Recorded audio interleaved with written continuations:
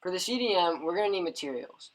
Materials like a clock, dots, post-its, markers, paper, scissors, and tape. Each individual team member will write a challenge that they feel best describes the problem at hand, first on a sticky and then clearly on the whiteboard above the sticky. Next, each individual team member will read the challenges silently to themselves and write how might we's that they feel need to be answered in order for the problem to be solved. A how might we is a question or a concern that the team feels must be addressed in order for the challenge to be successful.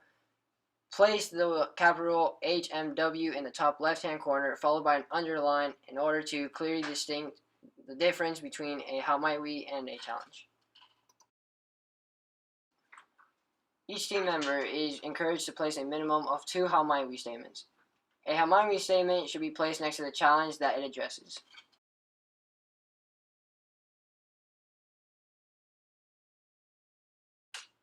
Each member will silently read the how might we's and place 2 blue dot stickers beside the challenge they like, or divide your votes between 2 challenges.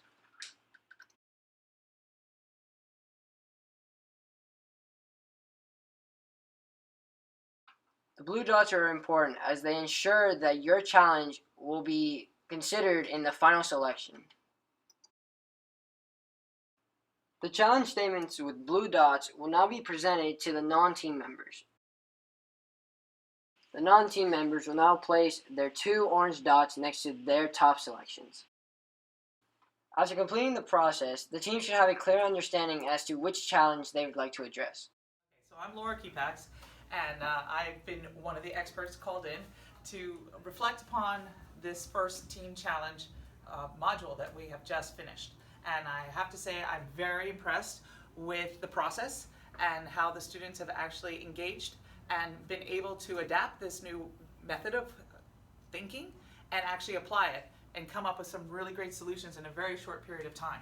Whereas before, they would spend days or perhaps even weeks going in circles trying to figure out exactly what direction they wanted to go to.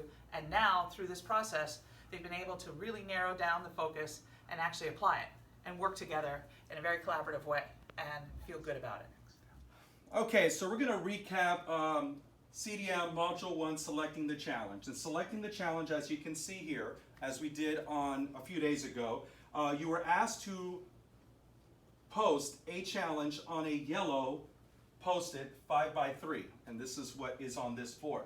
The second part of that, you were asked to give feedback, student feedback, to the actual challenge.